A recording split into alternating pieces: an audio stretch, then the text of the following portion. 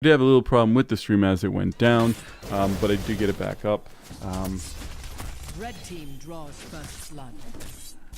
And the red team was able to pull first blood with Vala. So for those, we do have, and we're going to do the quick explanation of the map while we kind of watch a little bit, southern lane action going on. This is the Moon Shrine down here on the south, while up here at the top we have the Shrine of the Sun. So what they're going to do is you're going to hold these positions similar to kind of a you capture the flag, not capture the flag, but I am completely missing my match types, but kind of control the section, and then the team who has both of them, you'll see the lines kind of go through, and the Dragon Knight here is what needs to be clicked on. Activate the shrines, and the dragon's power is yours. So this is what is activated at this point.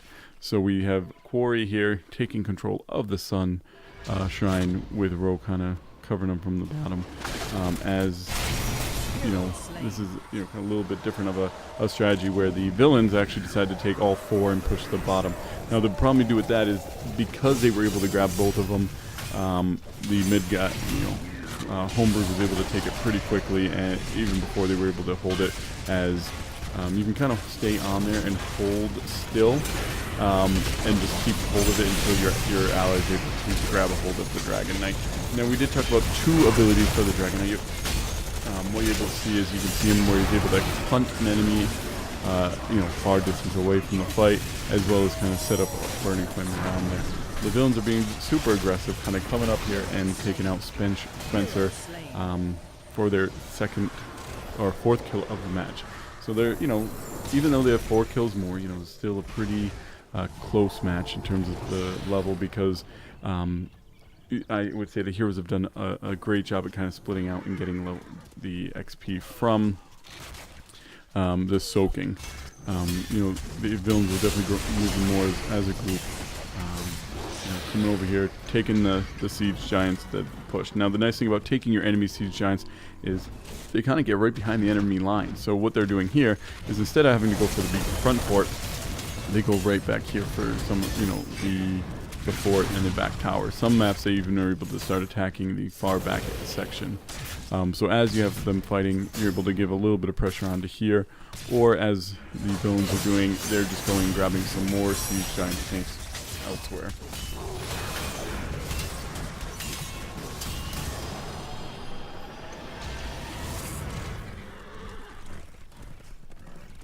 Okay, so now what this is doing is, it's forcing the heroes to come off of their lanes and get rid of the siege giants, so that way they don't deal any serious damage to their towers. Now we have the second set of shrines activating now.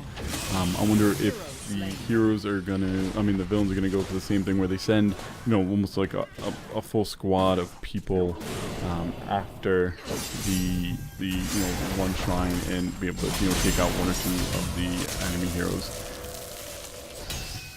Now, if you look here, even though the villains have been, being able to get the mercenary camps, they've been able to, get the kills.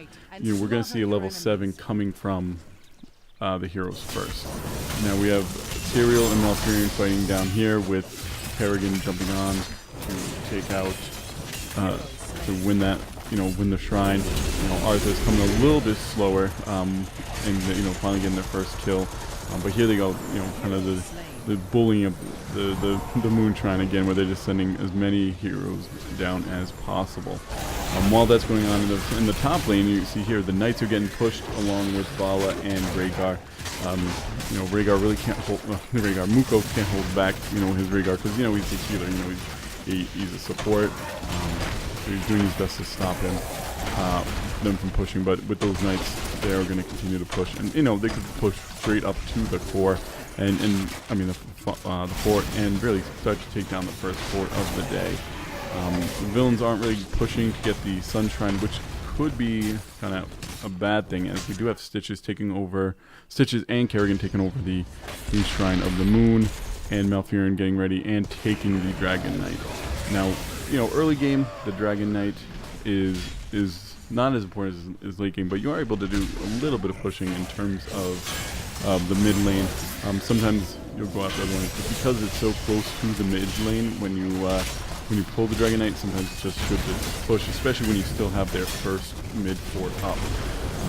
You'll notice that a lot. Now, Sinless here is about halfway dead, but he's going to be able to do some decent damage on some of these towers as he punts, the enemy away. Early game, you really notice that the Dragon Knights aren't as strong as later on. So, they get taken down pretty quick, but, I think what's key, especially in a kind of a community match like this, is you're practicing getting the shrines. You're getting practice with the shrines, and you're able to kind of push in that direction. So when the late game comes, you've already been getting the shrines to an extent.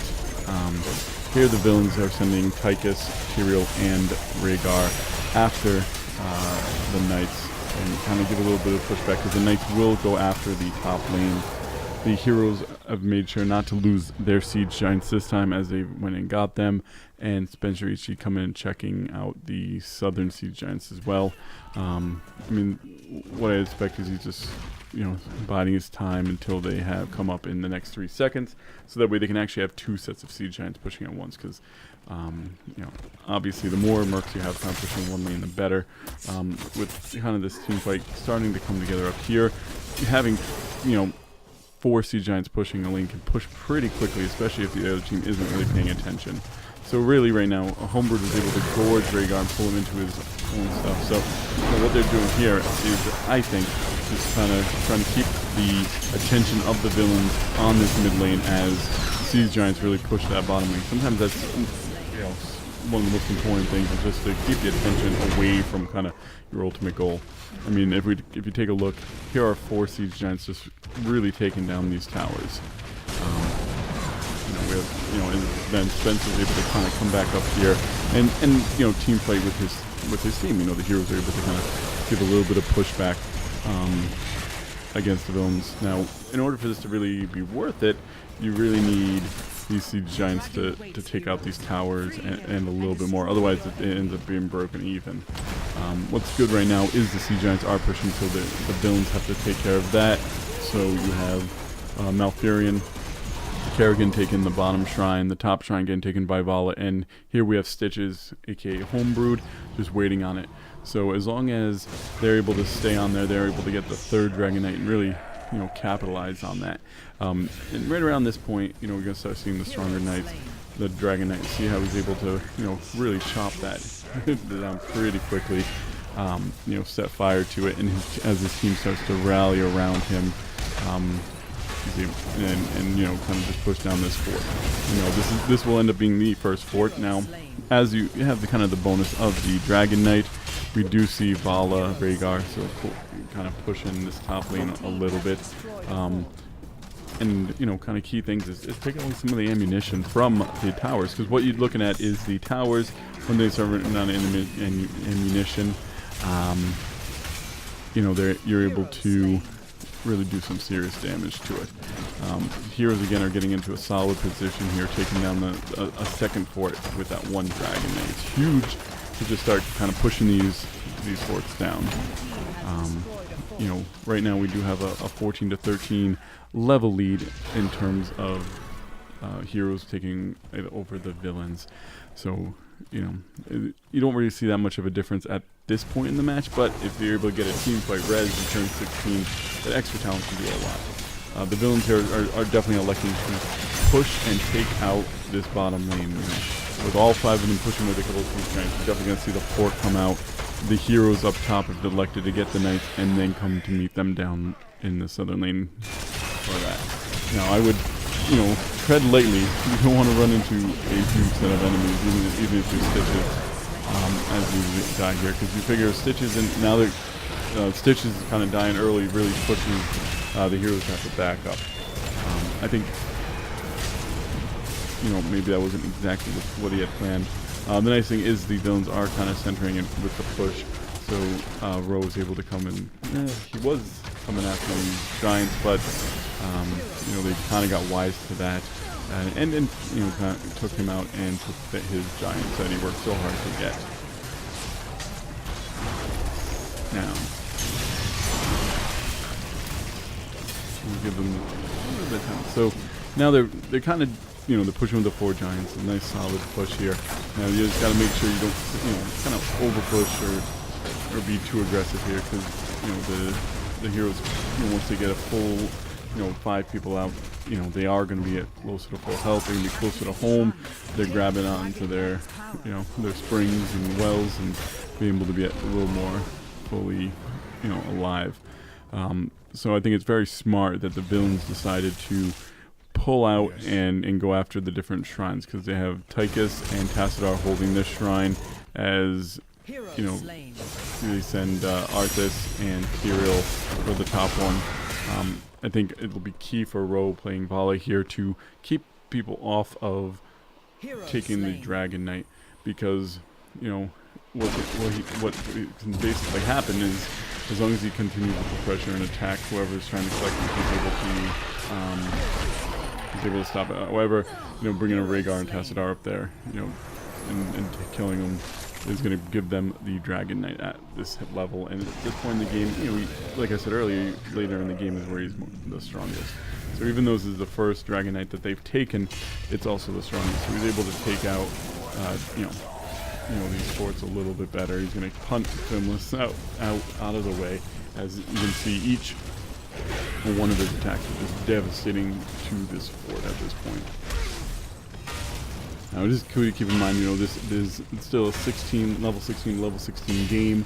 The villains, even though have 16 kills with the 5 kills of the heroes, are still 1 fort behind, which is going to get pretty close here.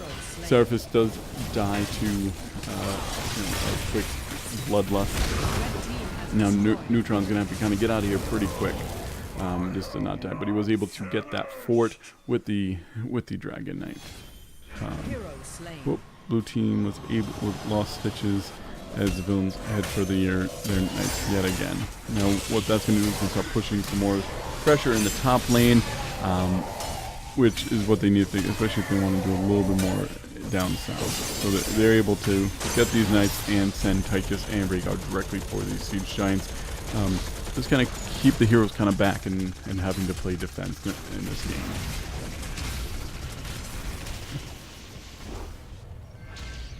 It will be interesting to see what the heroes do to kind of get into this game, because even though, you know, they are, you know, pretty even levels, I would definitely say they're behind at this point.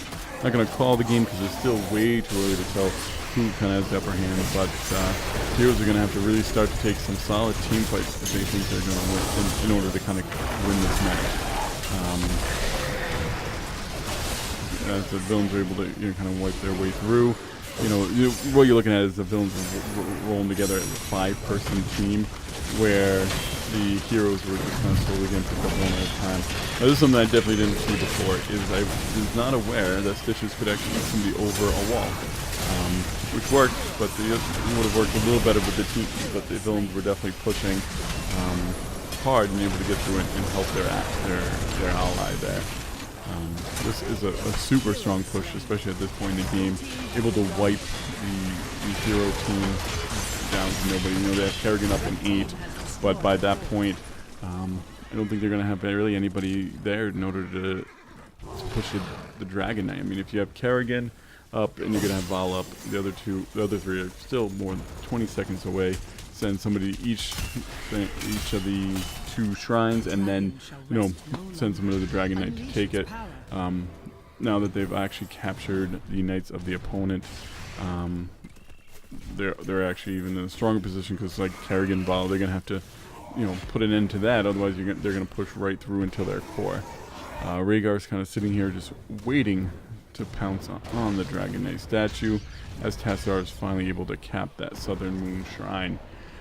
It's kind of surprising that Rhaegar kind of ran away. Obviously, if we look here, they've decided that Tassadar is the better option for the Dragon Knight. So they wanted to keep Rhaegar out there, you know, kind of keep heals out on the team, and you know, kind of give them a little bit more longevity in the fights. Now it looks like they're going to elect to go down to the southern lane, which does make sense as they do have it pushed pretty far in. They won't have to deal with any towers like they do in the other lanes. Now, what you have to be careful of once you get the Dragon Knight, you really don't want to run the problem where you can kind of get the tunnel vision. When you get tunnel vision for either a fort or anything like that, you can run into serious problems where all of a sudden your champions, your heroes start dying off one at a time. But the villains seem to be smart. You know, they definitely chose to you know, kind of center on the enemy champions and heroes and take care of them. You know, little mess up there as they started to attack the core before at least one of the inner forts were taken, but now at this point they are able to kind of take control and really just destroy the core and just center on it. It doesn't matter if your heroes die if you're fighting the core. They were able to take the victory, and now, you know, they were able to win this matchup 2-0. So congratulations to the villain team for taking out and controlling this game. Now, that'll do it for tonight, as the villains were able to be victorious over the heroes. You know, it was a great matchup, great times. I want to, you know, remind everybody that we, you know, will be here over the next 2 weeks, as we do have Roe versus Berlin. You know, the first people that start out Saturday Night Showdown back into Hearthstone. You know, it's going to be an Iron Man match where each of them are going to have 9 decks to play, one of each hero, and, you know, first person to eliminate all the enemy's teams.